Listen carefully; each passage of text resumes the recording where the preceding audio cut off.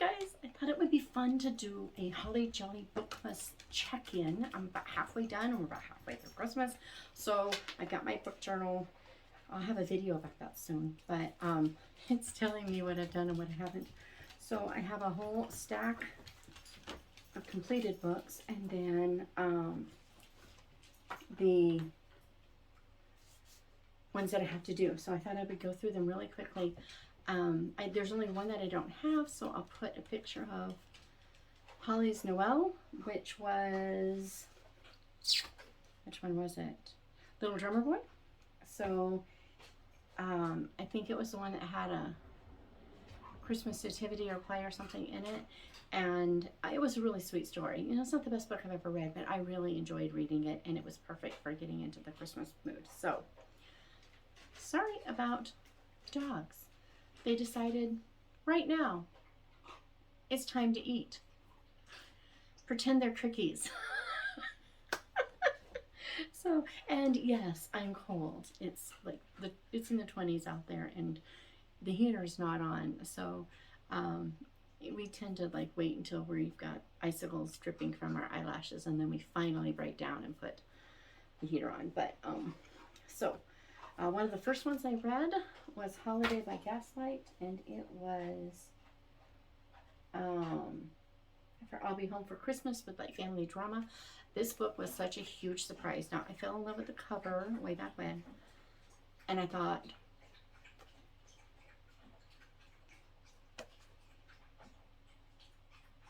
let's just let him drink.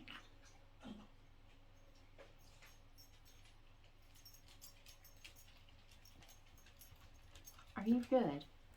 Ready? Can I go back to this? Oh no, it's Toothless's turn. I see. You wanna smell the book? So anyway, this book was one of the biggest surprises. I fell in love with the cover. I don't even know when I bought it, but I found it on my Audible list. And we're calling these dog tags Jingle Bells. And it's Toothless's turn for the cookies or something. I don't know. I am unable to can. So anyway, this book was so much fun. It was, I listened on Audible, and the narrator, the story has a lot of vibes from North and South, as well as references to A Christmas Carol, and also, are you done?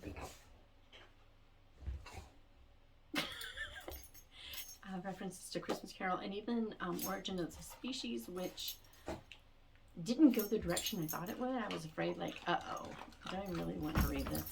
I just, at Christmas time is the last time of the year I want to be dealing with arguing science, okay? It wasn't. But no, it was, what she did with it was really cool.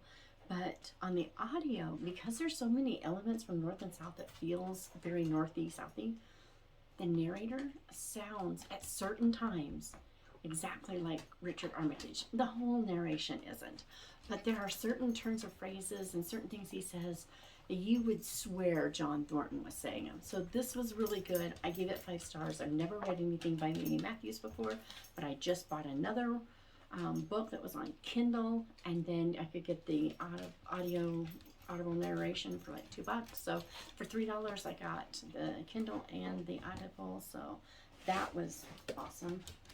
I just gotta put them back down here. So anyway, the next one, this one I was going to read like one a day because there's like 25 different things. It was going to be perfect, but God Came Near is one of my favorite Max Lucado books. In the last decade and a half, I haven't enjoyed him as much as I did when in his early works, but this has always been one of my favorite. It's not deep, it's not, theologically rich, but it makes you ponder and remember and kind of come at Jesus from sideways, remembering his humanity as well as his majesty. So this is one of my favorites, and I got to find a few nuggets in here that I'd missed before, so that was good. And that came for the bonus, God Rest You Merry Gentlemen. No Less Days, I finished it, and the sequel, and the third book in the series is at my house. It just arrived, and yesterday, I think. You'd think we don't feed these dogs. Oh no, he thought he'd bring it in here to munch on so you could be sure to hear it really well. Anyway, No Less Days it was under, I said From Sky to Sky. Anyway, well, I read that one too. I just didn't bring the book out with me. Oh, well. Anyway, this series, this one and the next one, when the cover is even more beautiful than the next one, they, it fell under Do You Hear What I Hear, which was like a disability.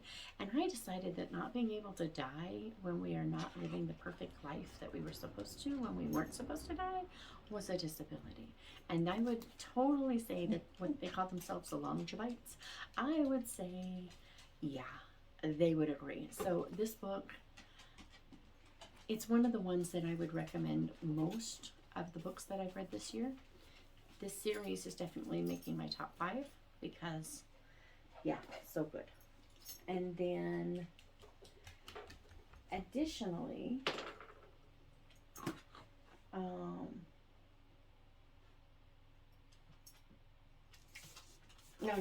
well, this does fit also that Do You Hear What I Hear disability thing, because there is a character with Down syndrome in here. But 2 Tickets to the Christmas Ball by Danita K. Paul is probably one of my, if not my favorite Christmas book. It's not deep, it's not anything but just a warm, cozy, cuddly read. So it came under Baby It's Cold Outside. I read it in a couple of hours. It's a novella, and it's delightful. And so I, highly recommend this one. It was so good to, get back with the characters again, and, see them again, and smile at Simon and Sandy, and really good. Then, so for the 12 Days of Christmas, it was supposed to have a number in it, and guess what?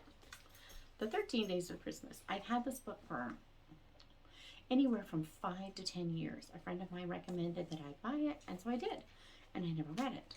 But this was the perfect time to pull it out and make me read it, right? So I did. This book was hilarious. So, when I was a child, there were these letters that circulated, and sometimes they had some pretty foul language in them, but it was basically this woman has a boyfriend who gives her the partridge in a pear tree, how sweet and romantic, that was wonderful, oh my love. And then the next thing, she's like, very affectionately, and the next day, and then the 5 gold rings, oh I love you. And then it just kind of spirals into horrible, terrible things that she says about him, and ends up in a loony bin, and I mean, you name it, everything goes wrong in those letters. Well, this book it's kind of similar. The 13 Days of Christmas is kind of an imagining of where the song came from, and that's what I'm going to call it. So you've got this guy who is not romantic, and this girl who romanticizes everything. So she thinks that, milking cows and plucking and, picking eggs and doing all the, homey, farmy things would be just so wonderful. So he decides to give her all the things that she's ever mentioned that sounded wonderful. So on the first day, the 12 Days of Christmas, he gives her a partridge in a pear tree, and he gives her father some tobacco and her sister a this. I mean, he's generous to the whole family. And on the second day of Christmas, he gives her 2 turtle doves and another partridge in a pear tree. And on the third, and it just goes through the whole thing, and all the stuff, and how the sister is just done with him. She's just so done, and just like, stop it. And then what wins her over, because it's got to have a happy ending, so I'm not giving away spoilers, because something's going to win her over. What it was cracked me up. It was so sweet, it was so wonderful, and it was a crazy fast read. I mean, this is not a deep book, but it's a fun book. And each of the days, you get the church days that go with it. So there's, Holy Innocents Day, St. John the Evangelist Day. So there's a little bit, St. Stephen's, so there's a little bit of history woven in that those of us who are not part of a liturgical church, we don't know this very well. But this book kind of gives you kind of a glimpse of it. So that was really cool. And then the other one, oh, I didn't bring Lost in Darkness. Drat. Are you all right? So for the other one that went with 2 tickets to the Christmas ball, she had Baby It's Cold Outside. She had a psychopathy story, you know, because she thinks the song is so awful. And then the cozy worm story. So I told you about 2 tickets to the Christmas ball. Forgot to tell you about Lost in Darkness. In Dogness, by Michelle Reap. It's a kind of a where Mary Shelley could have come up with the idea for Frankenstein's story. It was amazing. So it might be my number 2 book of the year. It was so good. Lost in Darkness by Michelle Reap. Then finally, the other I'll Be Home for Christmas. Notice I couldn't do just one of some of these. Was The Lines Between Us. And guys, I gotta tell you, this book started off, and I didn't think I was gonna like it. I loved her first book, Things We Didn't Say. Loved it. And because of that, I kept reading. So glad I did. This book has I don't want to say it's a slow start, but it is, but it isn't. It's just kind of a confusing start, and yet once you've read it, it's not. It's really hard to explain. For the first, I'm going to say at least third of the book, I was going to be generous to give it 3 stars because I just didn't think I would enjoy it.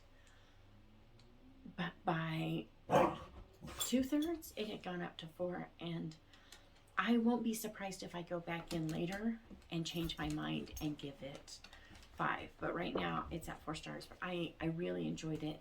And yeah, the family drama that comes with the I'll Be Home for Christmas, you know, that definitely played out in here. It was really good. And I loved the fact that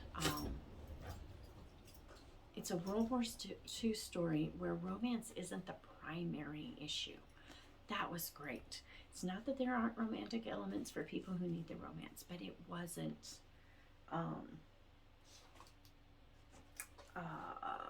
it just wasn't done. So those are the ones that are done. Let me see if there's anything else that I haven't known.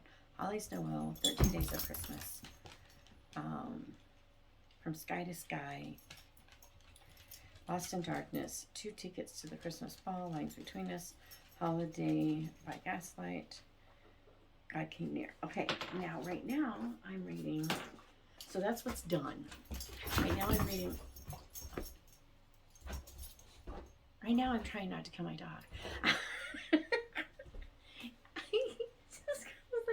Gets frisky when he's usually sleeping right now.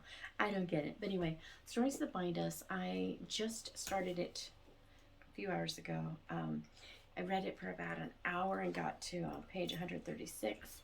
It's a quick read, but it's a deep and an emotional read. Oh my goodness. So this one fell under Rudolph the Red-Nosed Reindeer, which was someone who has a different ethnicity than you. And so one of the things that happens in this book is that the main character, Betty Birdie, you know, it depends on who's talking to her, but her sister comes home and brings her son, who is half black. And this is in the 60s where the civil rights movement is just starting. And where they're in Michigan, and so they're near Detroit. So we're not talking about a big southern reaction, but it's still a little unexpected at the time. So right now I don't know where it's going. All I know is what has happened, and that I love the way she's telling the story. I love the way she's telling the story, but I don't know what the point is. And so there's something in here, I'm not going to say what it is, but there's something in here that I really, really, really, really hope doesn't happen the way that I think we're supposed to assume it will. Because I think I see something that should happen. That's all I can say. But anyway, Stories That Bind Us so far, if I had to stop reading it right now, I'd still give it 5 stars, even though I don't know what's going on, because it's that good. Writing is phenomenal. Okay, so I have that one planned.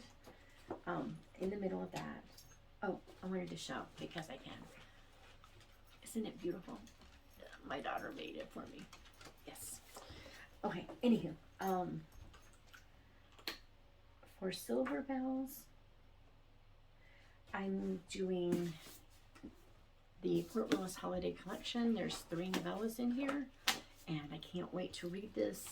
It's coming up for Mele Kalikimaka. It was, you know, it's basically anywhere in the world but your state, and so I went with London House. I made myself choose one that had the actual town or name of the place or something in it, so that it was really big.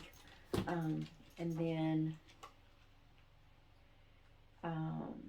White Christmas, it needed to be military, and I don't have my copy here yet, but I'm reading the other 2 Home for Christmas novellas from the Christmas Lights collection. Really excited about that. You, our silly dog. And then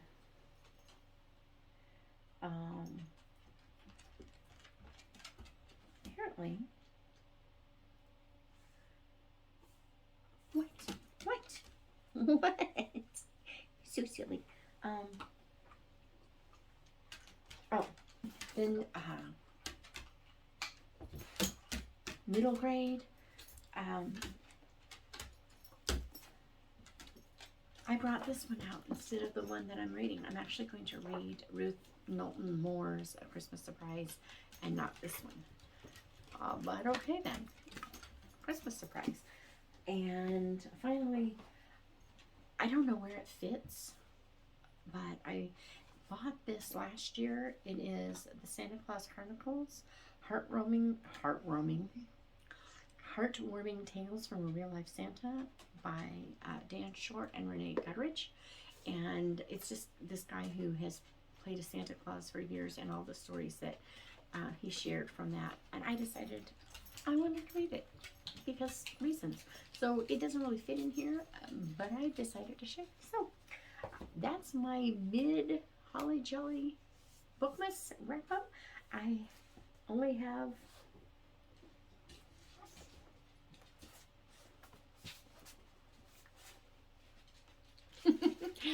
these to go, and yeah, they're gonna be done pretty soon. I'm excited. So anyway, are you getting yours done? Are you reading? What you reading? What's good? What do I need to put on my list? People want to